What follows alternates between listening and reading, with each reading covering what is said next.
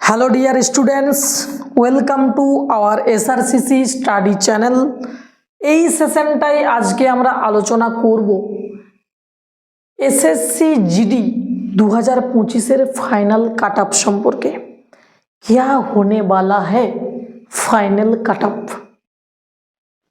कौन सिलेक्शन के नज़र में आएंगे और कौन 2026 में बीएसएफ, सीआरपीएफ, सीआईएसएफ का वर्दी पहनकर अपने मैदान में उतारेंगे। तो चलिए और कुछ ना बोल के हमारा जो फाइनल कट ऑफ क्या होगा उसके बारे में चर्चा करेंगे, ठीक है। तो देखो प्रथम कथा भाई एसएससी জিডি 2025 এর যে পরীক্ষা তা কিন্তু অনেক দিন আগেই হয়ে গেছে। ফিজিক্যাল যেটা আমরা রানিং বলি সেটাও অলমোস্ট কমপ্লিট। তোমরা সকলেই ইহা বা এই খবর জানো। অনেকেই রয়েছো যারা এই মুহূর্তে ভিডিওটি আমার দেখছো, যারা অনেকেই প্রিলিমস পাস করে, অর্থাৎ জিডি তো একটা টিয়ারে एग्जाम হয়, আমি যদি एग्जामेर কথা বলি, बट क्या होता है भाई उसके आगे फिजिकल, मेडिकल और बाद में क्या होता है भाई फाइनल मेरिट बनता है और आगे से सिलेक्शन होता है। तो जो भी हो, लेकिन हम इस सेशन में जस्ट काट ऑफ सम्पर्क में चर्चा करेंगे। तो देखो प्रथम कथा जो बोली फिजिक्याले যারা ডাক পেয়েছিলে সবাইকে এসআরসিসি স্টাডির তরফ থেকে অনেক অনেক শুভেচ্ছা। যারা ডাক পেয়েছিলে সবাইকে শুভেচ্ছা, যারা পেয়েও কোয়ালিফাই করতে পারোনি তাদেরকে আরও বেশি শুভেচ্ছা। এবার বলবে হয়তো কেন স্যার, কারণ আমাদের এই দুঃখজনক মুহূর্তটা আপনি কেন শুভেচ্ছা হিসাবে গ্রহণ করছেন বা কেন বলছেন যারা পাস করতে পারোনি ফিজিক্যাল। একটা কথা বলি ভাই, শুধু তুমি যে ফিজিক্যাল পাস করতে পারোনি না, এটা নিজের মধ্যে গেঁথে নাও যে আগামী বছর আমি কিন্তু আর হাল ছাড়ব না, আমি আরও দুর্দান্তভাবে নিজের রানিং প্লাস পড়াশুনো, মেন হচ্ছে পড়াশুনো, কারণ প্রিলিমস পাস না করলে তুমি সেই মাঠের মধ্যে যেতেই পারবে না। তো ऑब्वियसली प्रिपरेशन एकदम पीक पर ले जाना होगा, कभी भी ऐसा नहीं डाउन में लेकर आना, ठीक है। तो जो हो गया, लेकिन আমাদেরকে প্রিপারেশন কমপ্লিট করতেই হবে, সেখানে দাঁড়াতেই হবে। আচ্ছা চলো নেক্সট একটু ওয়েট করো, প্রচণ্ড গরম ভাই, বুঝলে তো। আচ্ছা নেক্সট ফিজিক্যাল হয়ে গেছে, তোমরা সকলেই জানো কমপ্লিট। আচ্ছা এর বিষয়ে আর চর্চা করছি না। এবার দেখো ভ্যাকেন্সি 2025-এর যদি ভ্যাকেন্সি বলো, আমি কিন্তু জাস্ট ওয়েস্ট বেঙ্গলের কথা বলছি। কারণ কি এখানে আমার ভিডিওটি বা সেশনটি আদার্স স্টেটের কেউ দেখছে না বা আমাকে সেরকমভাবে কেউ গ্রহণও করবে না। আমি জানি, আমি এখন নিজের কাছেও যদি বলি আমার সেশনগুলো বেশিরভাগ স্টুডেন্টসদের ভালো হয়তো লাগবেও না। এই কথাগুলো যতই বলি সেরকম কিছু লাগবে না কারো মাথায়। কারণ কি বলতো, সবাই এখন বড় বড় যারা ক্রিয়েটার বা বড় বড় যারা চ্যানেল সেদিকেই বেশি যায়। কিন্তু দেখো আমি এখনও বলছি, এই যে তোমাদের পরিবার এসআরসিসি স্টাডি, এটা আমি চালাবো, এটা তোমাদের পরিবার। আমি মেন্টর, ঠিক আছে, আমি মেন্টর, কিন্তু তোমরাই এর একদম উদ্যোক্তা। আমি সোজাসুজি কথা বলছি। এইবার গল্পটা হচ্ছে ব্যাপার এইখানে ভাই फर्जी बाड़ा कभी नहीं होंगे, ऐसा नहीं है आजू बाजू बोल देंगे और चला जाएंगे। हमारा चैनल में जो वीडियो होंगे ना, তুমি যদি দেখো একদম রিলেভেন্ট, একদম গ্রহণযোগ্যতা যেগুলো রয়েছে সঠিক বলবো, যতটুকু বলবো, এর বাইরে কিছু ফার্জি বাড়া নেই होंगे, ঠিক আছে। তো যারা বোঝার তারা বুঝবে, যারা ফলো করার তারা করবে, যদি মনে হয় অথেন্টিক ফলো করবে, না হলে তুমি স্কিপ করে চলে যেতে পারো। দুটো গালিগালাজ দাও কমেন্টে, কোনো ব্যাপার না। আমি যারা গালিগালাজ করে তারাও আমার স্টুডেন্টস, তারাও সময় নষ্ট করে গালিগালাজ দিচ্ছে। অবভিয়াসলি সবাইকে ধন্যবাদ, তোমরা গালিগালাজ করো, কোনো ব্যাপার না, ঠিক আছে। তো তোমরা ওইভাবে গালিগালাজ চারিদিকে করতে থাকবে সারা জীবন, লাভ কিছু হবে না। আচ্ছা দেখো, ভ্যাকেন্সি কিন্তু 2024-এর তুলনায় 2025 সালে বেশি ছিল। তুমি ওভারঅল ইন্ডিয়ার যদি গল্প বলো, তবুও তোমরা দেখবে প্রায় 53,000 সামথিং কিছু একটা ছিল। জাস্ট ওই ডাটাটা আনিনি কত ছিল টোটাল। তো মোটামুটি ওয়েস্ট বেঙ্গলের গল্প যদি বলি 6,439, অর্থাৎ 6,400টা ছিল ভ্যাকেন্সি। মানে তুমি বুঝতে পারছো মোটামুটি আপার লেভেলেই ছিল, আমি যদি ওয়েস্ট বেঙ্গলের ডাটাটাই বলি। এইবার গল্পটা কি, ফিজিক্যাল কমপ্লিট এটা তো বললাম। এইবারে ভ্যাকেন্সি ভাই 2024-এর ডাটা অনুযায়ী তুলনায় হাই আছে। এবার গল্পটা হচ্ছে যে ফাইনাল কাট অফ কী হতে পারে। দেখো এটা ফাইনাল কাট অফ না, আন্দাজ করা যায়, একটা টুক্কা লাগানো যায় যে গত বছর ভ্যাকেন্সি ছিল এটা বা 2-1 বছরের। আমি কিন্তু এটা যে ডাইরেক্ট আমি মনের মতো নিয়ে এলাম না, 2024-এর যে ইকুইভ্যালেন্ট ডাটাটা সেটা অনুযায়ী 23-এর ডাটা অনুযায়ী একদম সাজিয়ে বুঝেছি, সেটাকে পরিচর্যা করেছি, আমার দিক থেকে মনে হয়েছে। তো ভাই এটার উপর অনেকটা খাটানি লেগেছে, এমন নয় যে তুলে এলাম বসিয়ে দিলাম, না এমনটা না।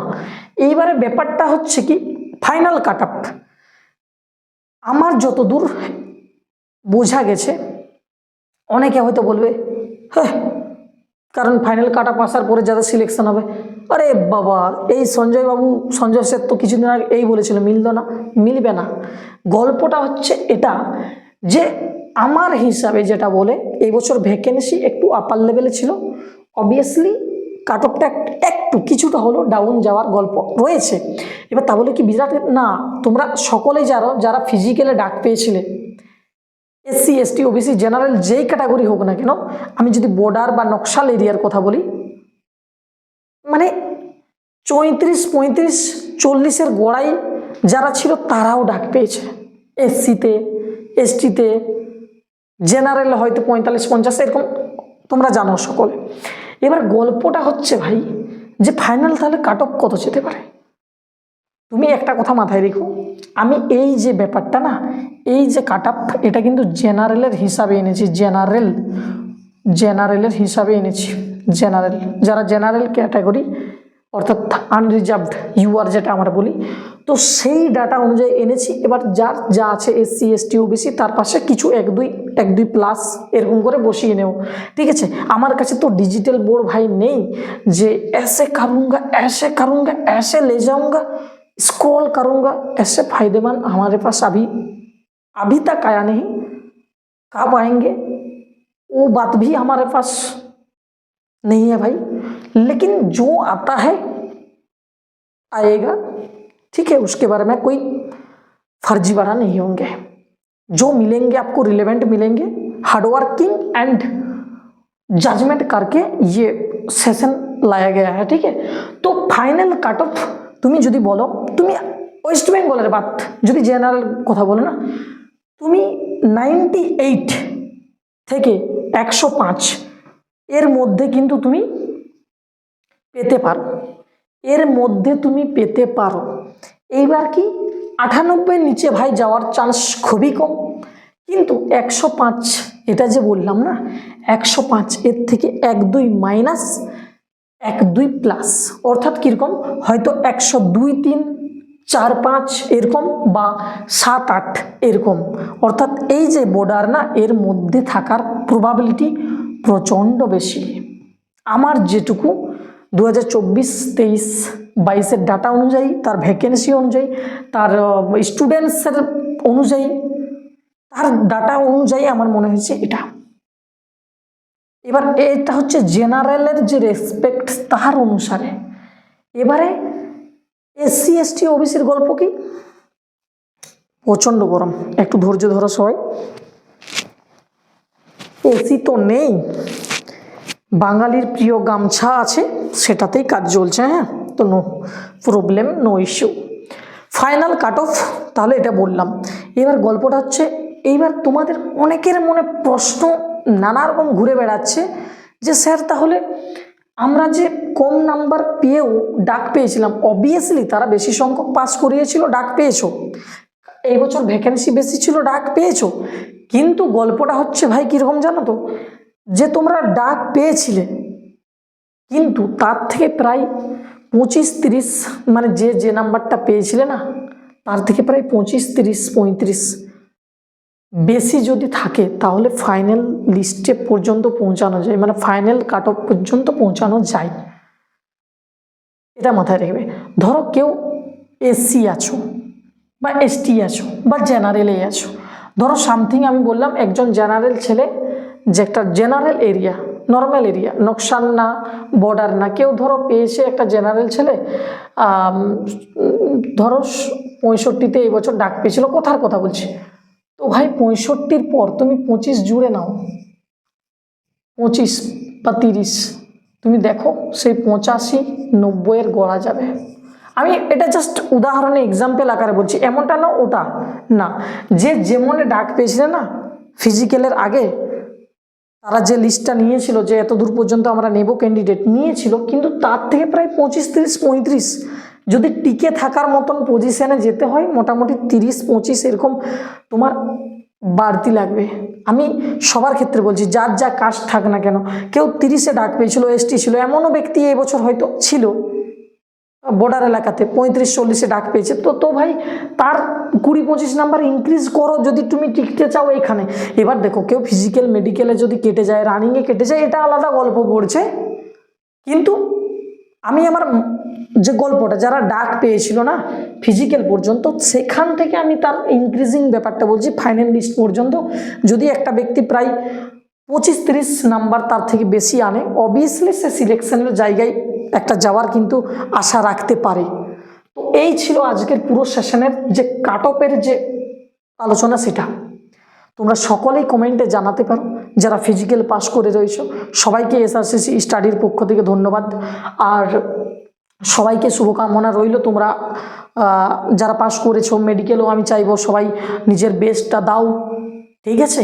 তাদের একদম যতটা নিজের কাছে যতটা আছে তার থেকে বেস্ট দেওয়ার চেষ্টা করো। নিজেদের যা কিছু মানে থাকার, ফিজিক্যাল তো ভাই যতটা থাকার হয়েছে, এবার মেডিকেলের পালা, তারপর যে যার সর্বস্ব দিয়ে পাস করেছো মানে যে যার সর্বস্বটা দেওয়ার চেষ্টা করতে হবে, এটাই হচ্ছে বক্তব্য।